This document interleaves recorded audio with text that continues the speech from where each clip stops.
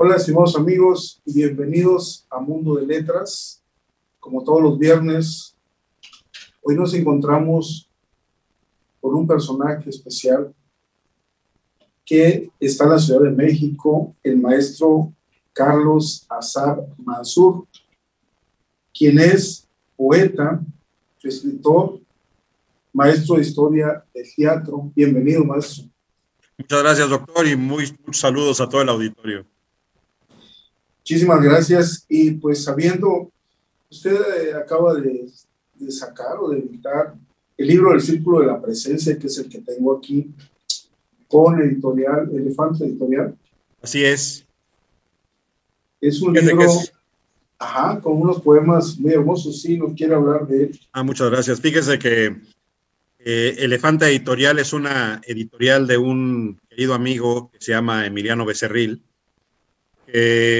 La editorial nace con la intención de publicar en México literatura del continente africano que conocemos poco, ¿no? Somos un poco distantes literariamente, aunque nuestros pueblos tienen tantos puntos de contacto de México con países africanos que es absurdo que tengamos tanta distancia. Entonces, Elefanta nace con la idea de publicar literatura africana en México y ahí va creciendo, pero crece como editorial y yo le propongo que hagamos una colección de poetas diferentes, de poetas nuevos, y yo digo que lo engañé porque él pensaba que iba a ser un éxito comercial, ¿no? Pero ya sabemos que la poesía no es un éxito comercial y entonces, por eso le digo que lo engañé, pero ha sido un feliz engaño porque él ha sido un mejor editor gracias a la poesía y esa colección le ha dado una buena luz. Ya tenemos publicados 14 libros en esa colección. Qué bien, mire, maestro. Ahora, usted es hijo de un dramaturgo y director de teatro, del maestro Héctor Azar. ¿Influyó esto en su destino como poeta, como escritor?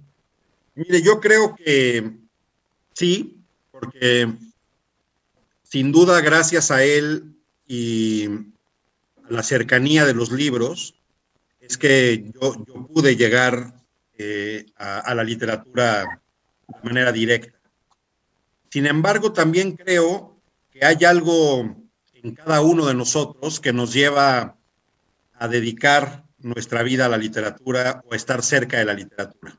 Por ejemplo, nosotros somos 3 hermanos y mi hermana es abogada, mi hermano es cardiólogo y no se dedican a la literatura. Creo que hay algo de mi cuenta que también me relacionó con la literatura desde joven, desde muy niño, y sobre todo ese mundo de apasionarnos por contar historias. Yo desde niño lo encontré y en efecto en la casa estaba la posibilidad de encontrar los libros, así que yo creo que la cercanía de mi padre con la literatura y los caminos que él mismo trazó para que estuvieran los libros cerca, sin duda alguna influyeron en mi desarrollo, pero allá había algo adentro de mí que me iba a llevar a la literatura. Bien, dentro de los poemas que tenemos en el libro, vamos a encontrar algún poema a su papá. Ese libro es un libro que le escribí a su muerte, a la muerte de mi padre. Mi padre muere en el año 2000 y yo en el año 2001 decido escribir un libro. Sin embargo, ahí descubro, como supongo que lo descubren todos los escritores, que había que tomar más decisiones al respecto, que la decisión voy a escribir un libro no es la única que uno debe tomar. Y entonces empecé a escribirle textos que un poco iban desordenadamente, que eran como grandes peces perdidos en un océano. Y de pronto, y eso lo debo confesar de manera frontal, en un viaje que hice a Tuxtla Gutiérrez, escribí la elegía 1 que está en ese libro. La elegía 1 que es palabras confusas sobre la muerte de mi padre. No, palabras imprecisas sobre la muerte de mi padre. Y ese poema lo escribo en Tuxtla y me da la posibilidad de entender un poco más o menos hacia dónde va el camino. Pero era como un tiburón y los demás peces eran rémoras de ese tiburón, así que había que escribir un segundo tiburón, ¿no? Y entonces ahí nace la elegía 2 que se llama Palabras confusas sobre la vida de un hijo. Y luego viene la posibilidad de ir a oír una conferencia de mi querido amigo y exalumno Pablo Chemor sobre un compositor contemporáneo que se llama Jonathan Harvey. Y él pone una obra musical que es una obra con la voz del hijo de Jonathan Harvey y las campanas de la Catedral de Westminster en Londres y instrumentos electrónicos. Y el texto que va diciendo el niño es muertos plango vivos voco, lamento a los muertos y convoco a los vivos a que recen por ellos. Y ahí entendí que le faltaba un tercer acto a mi libro y que como obra de teatro aristotélica tenía que ir con 3 actos y varios textos que lo fueran uniendo. La obra de lo que inició en Tuxtla Gutiérrez lo concluye la conferencia de Pablo Chemor. Yo entiendo que el libro tiene una estructura que no había entendido desde el principio y que respondía como obra de teatro a la muerte justo de mi padre, que era un dramaturgo. Qué interesante, maestro. Digo, dentro del dolor de la muerte de un ser tan querido para usted, su papá. Ahora, ¿nos podría leer este poema de Primera Tristeza de un padre muerto o cuál quiere leer? Mire, Primera Tristeza de un padre muerto, hice un poco una trampa, porque ese es un poema de mi papá a su padre, ¿no? Entonces decidí que ese poema lo incluía como puerta de entrada a que yo hablara de su muerte y entonces nos reunieran 3 generaciones. Entonces, elegía 1. La elegía 1, es muy larga la elegía 1. Si quiere, puedo leer el intermedio, que es la saudade, la habitación del mar. Pero déjeme ir por él. Sí, estoy aquí, regreso en unos segundos. El maestro Carlos Azar ha trabajado como articulista en diversos periódicos, es egresado de la Facultad de Psicología de la UNAM, tiene 2 maestrías, una de apreciación y creación literaria y otra de lenguaje y literatura, y actualmente está cursando el doctorado. Sus poemas son profundos, llenos de metáforas, de imágenes, y son vastos en recursos literarios, pero sobre todo escribe con el corazón. Y así es como vamos a escuchar del maestro Carlos Azar Mansur, intermedio. Intermedio, permítame tantito. Este libro además tiene una particularidad,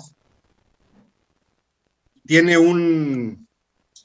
digamos una línea, un hilo conductor, que es obras musicales, y que son obras con las que yo dialogo. Y esta es una obra que me impresionó mucho cuando la conocí, y es el preludio de una obra de un gran guitarrista paraguayo que se llama Agustín Barrios Mangoré, y es el preludio a una obra majestuosa que se llama La Catedral. Y entonces este poema es un diálogo con esa obra también. Y tiene un epígrafe que es ese inolvidable verso de Paul Valéry que es el mar, siempre vuelto a empezar.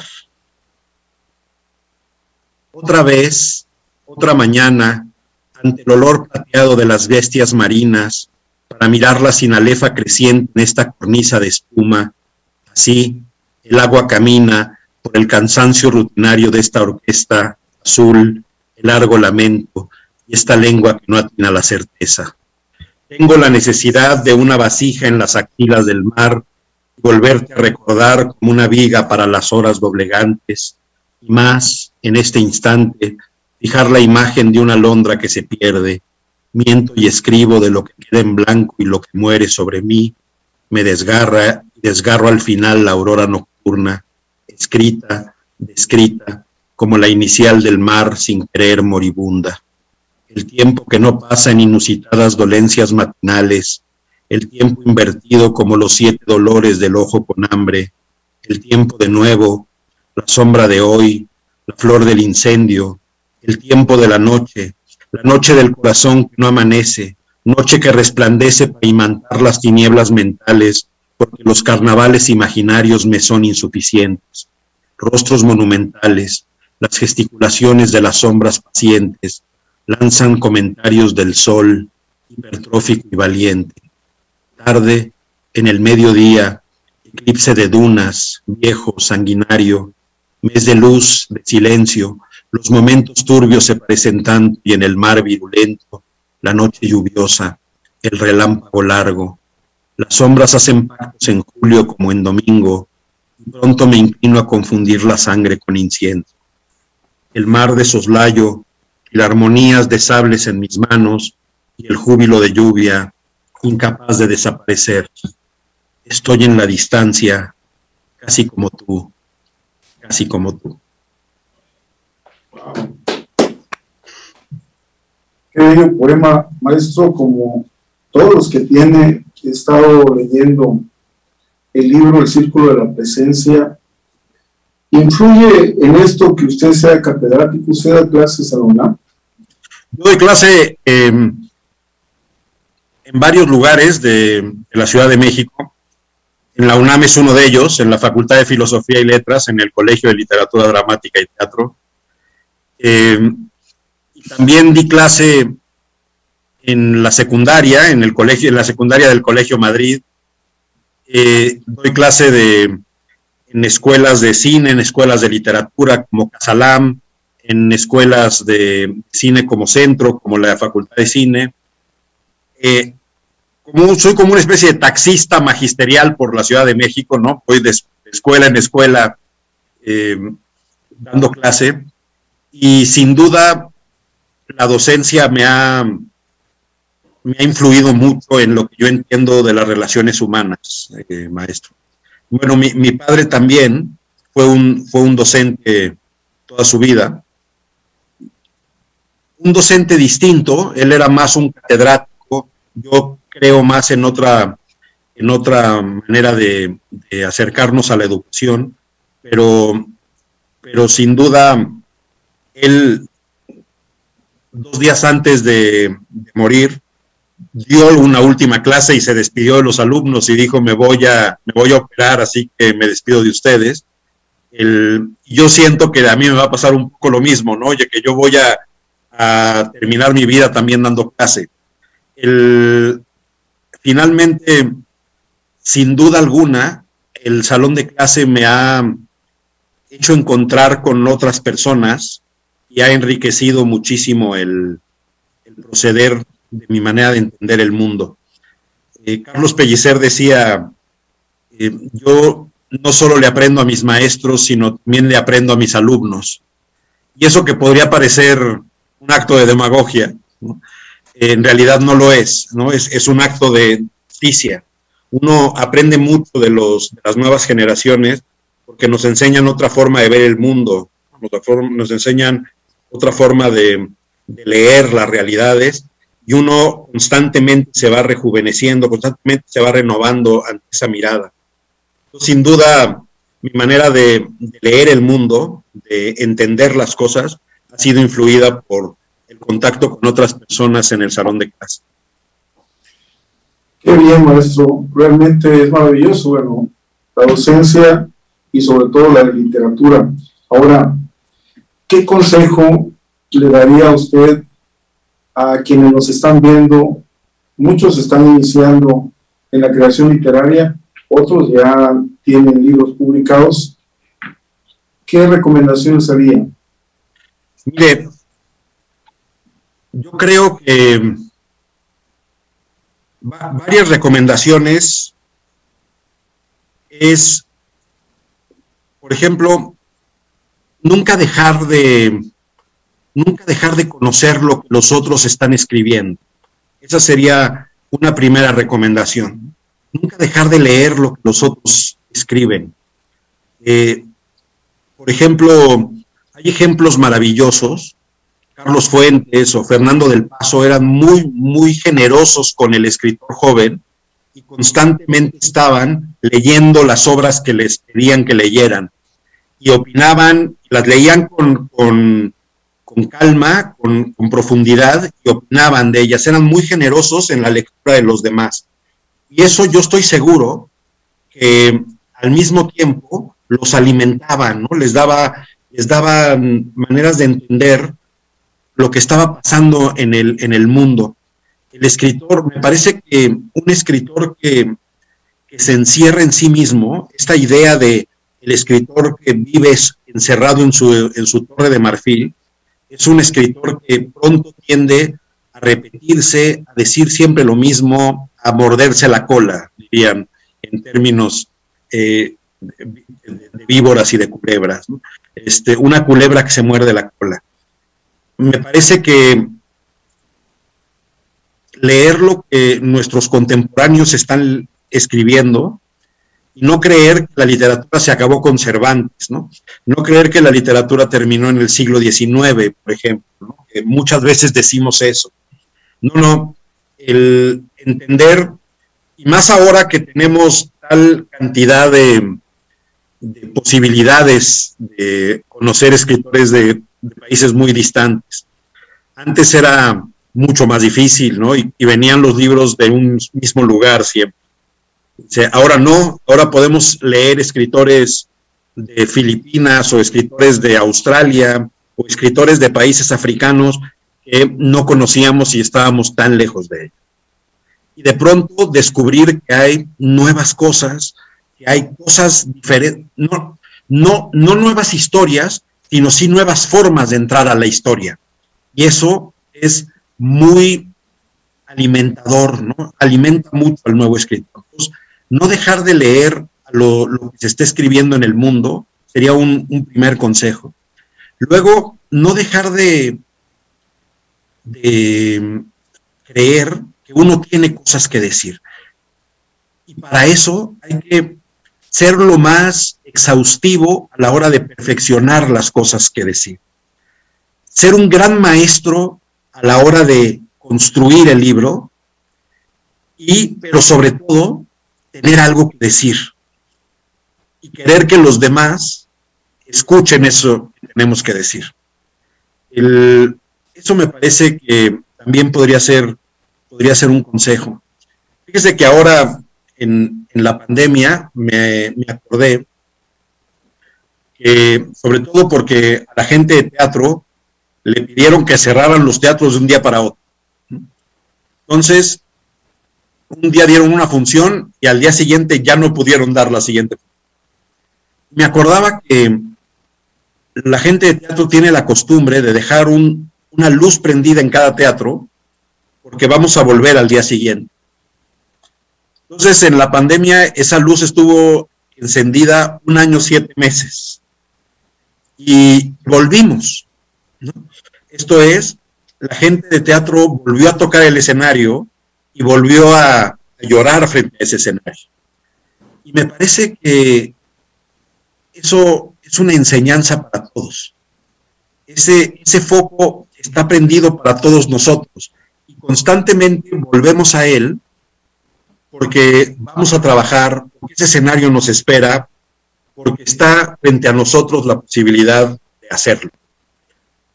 Nunca dejemos pasar esa oportunidad. la oportunidad de hacerlo. Y si tenemos la disciplina de escribir todos los días y entonces crear lo que los escritores llaman el oficio, entonces seremos unos privilegiados, ¿no? Somos los privilegiados que tienen la posibilidad de escribir todos los días. Pero si no, siempre tengamos la idea de que tenemos la posibilidad de acercarnos a escribir y a decir lo que queremos decir. Ese me parece que sería un consejo final. Nunca dejes de decir lo que tienes que decir. Muchas gracias, maestro. De hecho, el tiempo se nos ha ido, pero en esta plática amena con un maestro como usted y donde hay mucha gente deseosa de escucharlo, de compartir sus poemas, ¿dónde podrían ellos encontrar el Círculo de la Presencia?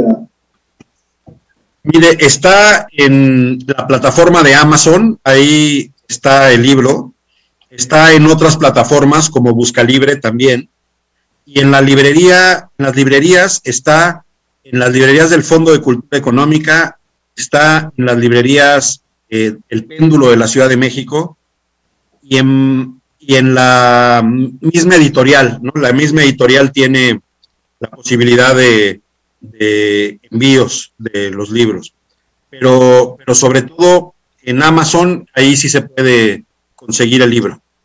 Y Entonces, no, muchísimas gracias, maestro. El Círculo de la Presencia del maestro Carlos Azar Mansur, con quien hemos estado conversando en Mundo de Letras. No se pierdan el programa Cronómetro a las 5 de la tarde con todo lo de deportes. Y maestro, un abrazo de Año Nuevo. Le agradezco muchísimo el que esté en contacto con tantos escritores, entre ellos nosotros, aportándonos su conocimiento. Al contrario, doctor, el privilegio es mío y yo de verdad cuento los días para poder viajar a Chiapas y estar con todos los chiapanecos que quiero tanto y que tantas veces he estado cerca de ellos. Cuento los días para poder volver allá y poder trabajar con los que escriben y con los que leen allá en mi querido estado de Chiapas.